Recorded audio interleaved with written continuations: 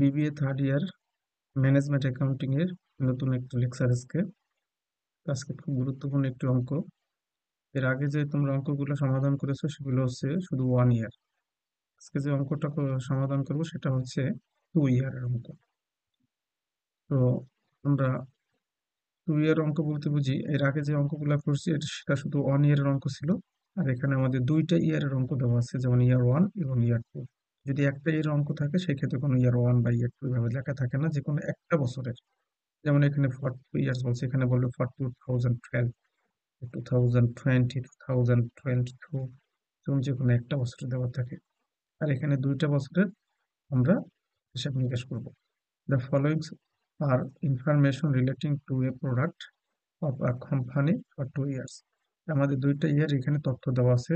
Sales 50 টাকা, এই যে সেলস 50 টাকা, এই 50 টাকা 2 বছরের জন্য, অর্থাৎ ইয়ার 1এও আমরা বিক্রয় করি 50 টাকা করে, ইয়ার 2তেও আমরা 50 টাকা করে বিক্রয় করি। Manufacturing cost, variable cost per unit. Variable cost বলতে বুঝি এই যে আমাদের ম্যাটেরিয়ালস, লেবার, ভেরিয়েবল ওভারহেড, এটা এই তিনটাকে বলা হয় ভেরিয়েবল ম্যানুফ্যাকচারিং কস্ট। এর সাথে দেওয়া আছে ফিক্সড ওভারহেড 1,20,000 টাকা। Selling and administrative cost. Selling and administrative cost সাধারণত দুইটা হয়, একটা হচ্ছে ভেরিয়েবল আর একটা হচ্ছে ফিক্সড। ভেরিয়েবল হচ্ছে 5 টাকা করে। এই 5 টাকা আমরা যে ইউনিট বিক্রয় করব বিক্রিত ইউনিটের সাথে গুণ করে নেব। আর ফিক্সড পার ইয়ার আছে 7,000 টাকা। Units in beginning inventory. Year 1-এ আমার বিগিনিং ইনভেন্টরি ছিল না, ইয়ার 2-তে আছে 2,000। Unit produce during the year 10,000, year 2-তে উৎপাদন করছি 6,000।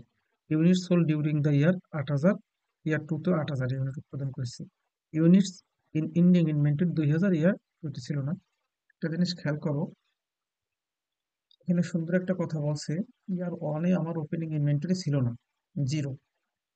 ইয়ার 1-এ আমরা 10,000 ইউনিট উৎপাদন করছি, বিক্রয় করেছি 8,000। এরপর আমার এন্ডিং ইনভেন্টরি রয়েছে 2,000। ইয়ার 1-এ যেটা এন্ডিং ইনভেন্টরি থাকবে, ইয়ার 2-তে ওইটাই ওপেনিং ইনভেন্টরি। দেখো এখানেও 2,000, ইয়ার 2-তে 2,000। তার মানে ইয়ার 1-এ যেটা এন্ডিং রয়েছে, ইয়ার 2-তে ওইটাই ওপেনিং হয়েছে। আর একটা জিনিস হইতেছে যে আমরা নর্মাল ক্যাপাসিটি থাকলে আমরা নর্মাল ক্যাপাসিটি দ্বারা ফিক্সড ওভারহেড ভাগ করি, কিন্তু নর্মাল ক্যাপাসিটি যদি দেওয়া না থাকে তাহলে আমরা প্রোডাকশন ইউনিট দ্বারা ভাগ করি। আমরা যে বছরে যে ইউনিট উৎপাদন করছি ওই বছর ওই ইউনিট দ্বারা। যেমন আমরা যখন ফিক্সড ওভারহেড পার ইউনিট বের করব, এই 1,20,000-কে পার ইউনিটে যখন নেব, তখন ইয়ার 1-এ এই যে যে 10,000 ইউনিট উৎপাদন করছে এই 10,000 ইউনিট দ্বারা ভাগ করব। আবার ইয়ার 2-তে যখন নেব তখন এই যে যে 6,000 ইউনিট উৎপাদন করছে 6,000 ইউনিট দ্বারা ভাগ করব।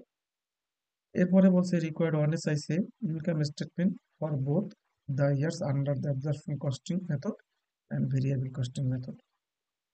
2-তে বলা হয়েছে statement showing the causes of different in net operating income under 2 method, অর্থাৎ রিকনসিলিয়েশন স্টেটমেন্ট। এর আগে তোমাদের রিকনসিলিয়েশন স্টেটমেন্ট দেখাইছি, একই রকম ভাবে তোমরা করবা। আজকে শুধু আমাদের রিকোয়ার্ড 1 দেখাবো। তো প্রথমে বলা হয়েছে 1 নম্বর ওয়ার্কিং এ variable manufacturing cost per unit. Variable manufacturing cost per unit direct material, direct labour আর ভেরিয়েবল ওভারহেড, এই তিনটা খরচকে একত্রে বলা হয় ভেরিয়েবল ম্যানুফ্যাকচারিং। এটা আমার প্রশ্নে দেওয়া আছে। ডিরেক্ট ম্যাটেরিয়াল 11 টাকা, ডিরেক্ট লেবার 6 টাকা, ভেরিয়েবল ওভারহেড 3 টাকা। এই তিনটা খরচকে আমরা বলবো ভেরিয়েবল ম্যানুফ্যাকচারিং কস্ট। এই তিনটা খরচকে একত্রে হয়েছে আমার 20 টাকা। এই 20 টাকা আমাদের বোথ ইয়ারে, অর্থাৎ ইয়ার 1-এও 20 টাকা ভেরিয়েবল মেথডে, ইয়ার 2-তেও 20 টাকা, অর্থাৎ বোথ ইয়ারেই আমার 20 টাকা পার ইউনিট হবে যখন আমরা ভেরিয়েবল কস্টিং মেথড করব। এরপর হচ্ছে fixed manufacturing cost per unit আমরা বের করে নিছি। ইয়ার 1-এ ওই 1,20,000-কে আমরা ইয়ার 1-এ উৎপাদন করছে 10,000 ইউনিট, সেই 10,000 দ্বারা ভাগ করছি। এই যে ইয়ার 1-এ unit produce during the year 10,000, আর ইয়ার 2-তে 6,000। তার মানে ওই 1,20,000-কে এই 10,000 দ্বারা ভাগ করছি প্রথম বছরে হয়েছে 12 টাকা, ইয়ার 2-তে ওই 6,000 দ্বারা ভাগ করছি হয়েছে 20 টাকা। আমরা 2 বছরে দুইটা রেট পাইলাম। এখন আমরা বের করব ওয়ার্কিং 3-তে যে অ্যাবজর্পশন মেথডের ম্যানুফ্যাকচারিং কস্ট পার ইউনিট কত হয়। অ্যাবজর্পশন কস্টিং এ ম্যানুফ্যাকচারিং কস্ট হবে এই যে ভেরিয়েবল মেথডের যে 20 টাকা বের হয়েছে, এই 20 টাকার সাথে আমরা প্রথম বছরে 12 টাকা যোগ করে হইবে 32 টাকা, আর দ্বিতীয় বছরে এই 20 টাকার সাথে এই 20 টাকা যোগ করে হবে 40 টাকা। আমরা সেটাই করেছি যে ইয়ার 1 20 টাকার সাথে এই যে 12 টাকা যোগ করে হয়েছে 32 টাকা। ইয়ার টু এই 20 টাকার সাথে 20 টাকা যোগ করে হয়েছে 40 টাকা। এই হচ্ছে আমার অ্যাবজর্পশন কস্টিং মেথডের রেট। তার মানে আমরা এখানে দুইটা জিনিস পাইলাম, একটা হচ্ছে ইয়ার ভেরিয়েবল কস্টিং মেথড, আর একটা হচ্ছে অ্যাবজর্পশন কস্টিং মেথডের রেট। ভেরিয়েবল মেথডে প্রতি ইয়ারে যাবে 20 টাকা করে, আর অ্যাবজর্পশন মেথডে আমাদের রেটের পরিবর্তন হয়েছে, প্রথম বছরে 32 টাকা এবং দ্বিতীয় বছর হয়েছে 40 টাকা। এখন আমরা রিকোয়ারমেন্টে চলে যাই। রিকোয়ারমেন্টে income statement under absorption costing. পরীক্ষার সময় যখন তোমাদের কোম্পানির নাম থাকবে, ইনকাম স্টেটমেন্টের আগে কোম্পানির নামটা লিখে নেবা। তো সেলস সেলস করছে প্রথম বছরে 8,000 এবং দ্বিতীয় বছরও 8,000, রেট 50 টাকা কি, সেটা মূল প্রশ্নে যে এখানে বলে দিছে। Unit sold during the year 8,000 এবং দ্বিতীয় বছর 8,000, আর রেট হচ্ছে 50 টাকা করে। এই যে sales sales price per unit 50 টাকা। তাহলে আমরা 2 বছরের সেলস এবং ই পাইলাম। সেলস 8,000 ইউনিট 50 টাকা করে, 4 লক্ষ টাকা। ইয়ার টুতেও 4 লক্ষ টাকা। Less cost of goods sold, যেহেতু আমরা অ্যাবজর্পশন কস্টিং মেথড করতেছি এই জন্য শুধু cost of goods sold. Beginning inventory প্রথম বছরে ছিল না, আমি দ্বিতীয় বছরটা একটু পরে বুঝাইতেছি। ভ্যাট ম্যানুফ্যাকচারিং কস্ট 32 টাকা, অর্থাৎ প্রথম বছরে 32 টাকা করে যাবে, দ্বিতীয় বছরে 40 টাকা করে যাবে। প্রথম বছরে উৎপাদন করেছিলাম 10,000 ইউনিট, 10,000 গুণ 32, তাতে হইল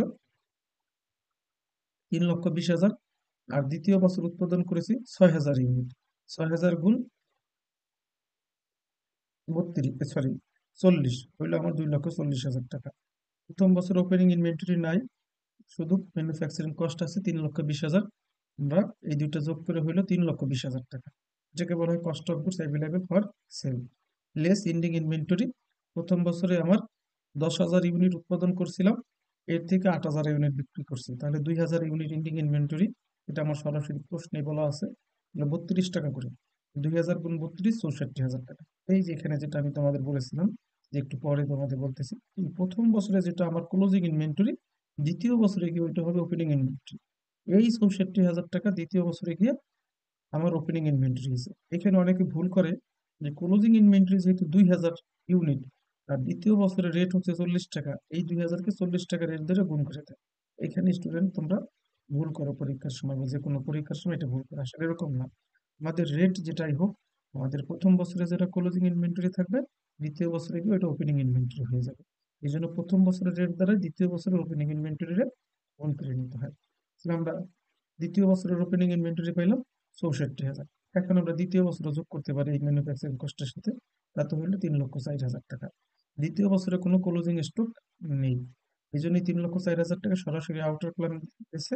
আর প্রথম বছরে 64,000 টাকা বিয়োগ করে প্রথম বছরে আমার কস্ট অফ গুডস সোল্ড হচ্ছে 2,56,000। তাহলে 4 লক্ষ টাকা থেকে কস্ট অফ গুডস সোল্ড 2,56,000 টাকা বাদ দিলে থাকে 1,44,000। এটাকে বলা হয় গ্রোস প্রফিট বা গ্রোস মার্জিন। আবার দ্বিতীয় বছরে 4 লক্ষ থেকে কস্ট অফ গুডস সোল্ড 3,04,000 টাকা বাদ দিলে বের হয় 96,000 টাকা। এটা হচ্ছে গ্রোস প্রফিট। এই গ্রোস প্রফিট থেকে আমরা বাদ দেবো সেলিং অ্যান্ড অ্যাডমিনিস্ট্রেটিভ ওভারহেড বা সেলিং অ্যান্ড অ্যাডমিনিস্ট্রেটিভ কস্ট, আমরা যেটাই লিখি। এটা আবার দুই ধরনের, একটা হচ্ছে ভেরিয়েবল আর একটা হচ্ছে ফিক্সড। ভেরিয়েবল রেট হচ্ছে 5 টাকা করে, আমরা যা বিক্রয় করছি 8,000 ইউনিট। এই 8,000 ইউনিটের সাথে 5 টাকা, 8,000 ইউনিটের সাথে আমরা 5 টাকা গুণ করলাম, হইলো 40,000 টাকা, দ্বিতীয় বছরে 40,000। আর ফিক্সড সরাসরি প্রশ্নে বলা আছে 7,000 7,000। তাহলে 47,000 টাকা আউটার কলামে 2 ইয়ারে নিলাম। তবে এই গ্রোস প্রফিট থেকে 47,000 টাকা বাদ দিলে প্রথম বছরে থাকে 97,000, দ্বিতীয় বছরে থাকে 47,000। এটাই হচ্ছে আমার নেট ইনকাম। অর্থাৎ আমরা অ্যাবজর্পশন কস্টিং মেথডে আমরা ইয়ার ওয়ানে নেট ইনকাম পেলাম 97,000, ইয়ার টুতে পেলাম 47,000 টাকা। এরপরই রিকোয়ার্ড ওয়ানে আর একটা পদ্ধতি, সেটা হচ্ছে ভেরিয়েবল কস্টিং মেথড।